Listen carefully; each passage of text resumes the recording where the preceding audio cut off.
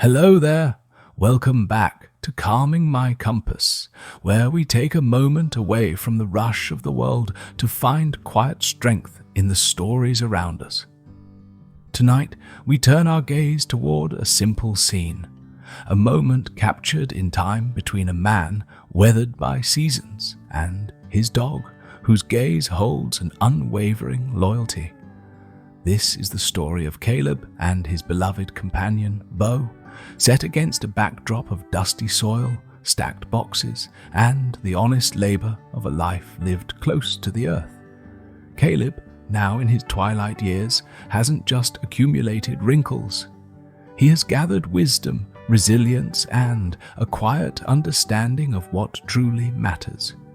As we look at his hand resting gently on Bo's head, we aren't just seeing a farmer and his working dog.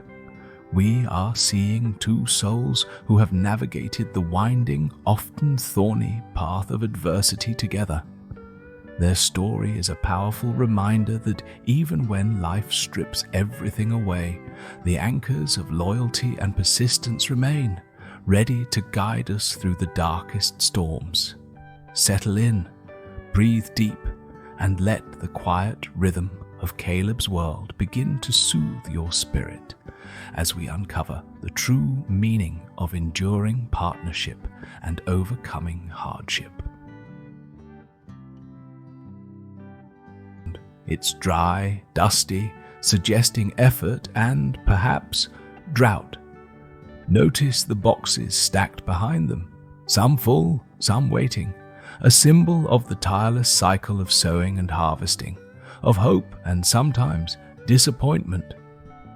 Then there is the connection, the man's gentle guiding hand and the dog's intense, focused gaze upwards, a look of total trust. The challenge is this: what great loss or unexpected turn of events forged this unbreakable bond? What adversity, symbolized by the rough ground and the hard work, did they face together, where the only thing left to lean on was the other? Keep this question in your heart as we explore the four parts of Caleb and Bo's story. The answer is not just about survival.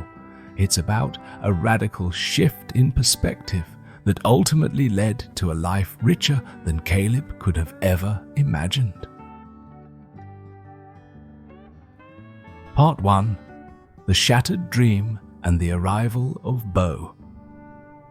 Caleb was not born to the quiet dignity of this dusty field. He was born to the roar of machinery and the promise of a vast, modern agricultural empire he had built from scratch. For 40 years, he pursued the grand scale. Giant tractors, thousands of acres, spreadsheets, and endless expansion. His identity was tied to his success, his balance sheet, and the sheer magnitude of his operation. Then, the financial crisis hit, swift and merciless. A perfect storm of plummeting prices and unforgiving debt covenants swept away everything: the land, the machinery, and, worst of all, the pride that was the cornerstone of his existence. He was left with a tiny, forgotten corner lot, just enough acreage to keep a faint shadow of his life alive, and a profound, bone-deep sense of failure. The loss wasn't just financial, it was existential. He became a ghost on his own land, spending his days in a fog of self-recrimination, struggling to plant even a small patch of garlic and ginger, the humble crops you see the remnants of today, because the shame made him doubt his own hands. It was during this period of desolation that Bo arrived, not as a majestic purebred, but as a scruffy, three-legged stray, nursing a fearful limp and a desperate hunger. Caleb, hardened by his own misfortune, felt a strange, compelling kinship with this broken creature. He fed the dog not out of generosity, but out of a shared, silent recognition of resilience. Both of them were wounded, both were trying to survive on the margins of life, and both had a deep, desperate need for a quiet corner to simply be. Bo's arrival marked the end of Caleb's self-pity as the simple, immediate needs of another living soul slowly forced him to look outward again. Part 2. The Silent Teacher and the New Harvest. Bo, despite his physical handicap and his initial fear, became Caleb's silent and most profound teacher. In his former life, Caleb's relationship with his land was transactional. It was about yield, profit, and control. Now, working this small patch, reduced to simple hand tools like the clippers you see nearby, Bo taught him a different kind of harvest. The dog never judged the smallness of their endeavor.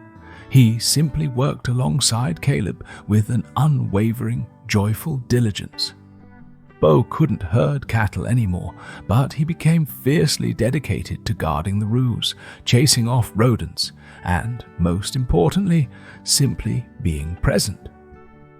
There were days Caleb felt the oppressive weight of his past life. Days he would slump to the ground, overwhelmed by the memory of the thousands of acres he'd lost. In those moments, Bo wouldn't whine or demand. He would quietly nudge his head into Caleb's hand, his soft fur a tangible grounding presence. This was the lesson. True strength wasn't in commanding thousands of acres, but in mastering the small, daily act of showing up. The dog taught him the dignity of the small work, the quiet satisfaction of pulling a perfect head of ginger from the earth, and the irreplaceable comfort of knowing he was not facing this struggle alone.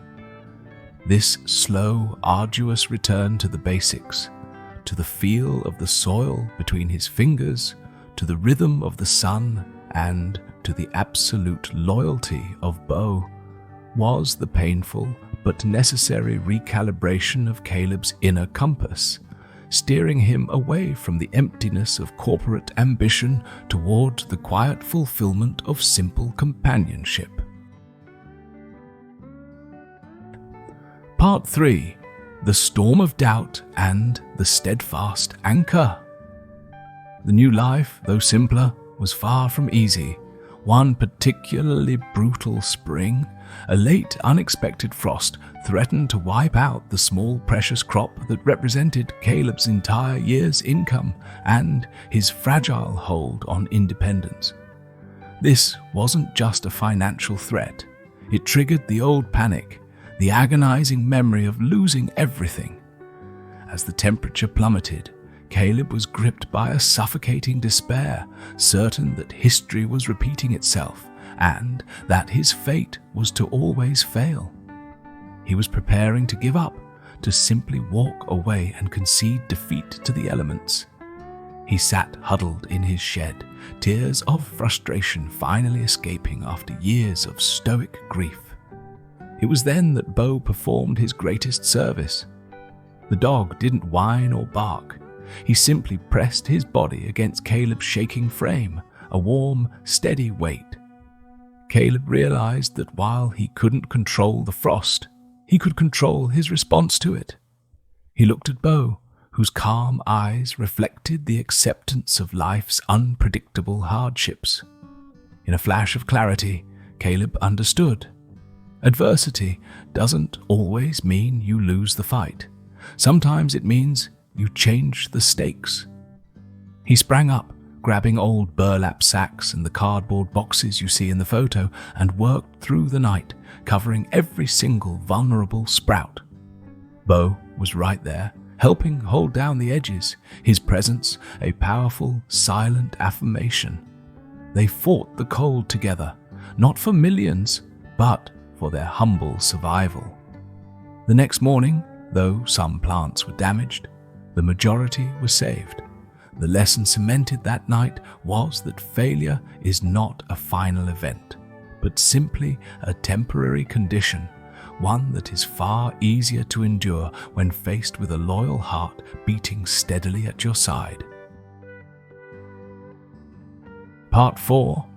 The Legacy of Simple Joy. Years have passed since that devastating frost, and the small farm has not made Caleb wealthy, but it has made him rich in the things that truly count. He still works this plot, but now he works it not out of desperation, but out of a deep, satisfying peace. The image captures him at the end of a long day, perhaps preparing the last of a humble harvest for market or for his own table. He is older, slower, but his hands, the hands that once managed millions, now find their greatest joy in the simple act of stroking the thick fur of his oldest friend. He looks down at Bo, and in that exchange there is an entire lifetime of shared hardship and quiet triumph. The lesson Caleb now embodies is a powerful antidote to modern striving. Happiness is not found in the scale of your success, but in the depth of your connections. His adversity stripped away the unnecessary, leaving him with the two essentials, the earth and a steadfast companion. When neighbors stop by, they don't ask about his past fortune. They ask about his wisdom, his resilience, and the extraordinary loyalty of his three-legged dog.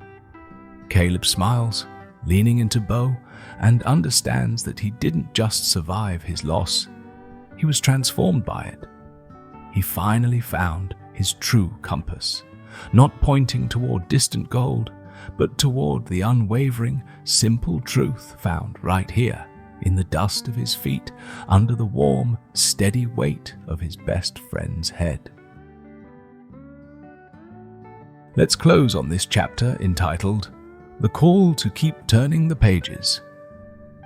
The quiet dignity of Caleb and Bo's story reminds us that every challenge, every setback, carries the seed of a profound transformation if we are only patient enough to let it grow. Their journey from shared brokenness to unbreakable companionship shows us that even after the deepest adversity, we can find our footing, and often the greatest blessings are disguised as the most unexpected help. The next time life feels overwhelming, remember Caleb's small patch of earth and the gentle weight of Bo's presence. Remember that persistence, humility, and the simple act of showing up are the greatest tools against despair. And yes, that Caleb is me. Thank you for joining me for this week's storytelling time on Calming My Compass. If Caleb and Bo's journey resonated with you, like, share, and subscribe. Until next time, keep seeking your own quiet strength, and I look forward to sharing more stories of resilience and hope with you very soon.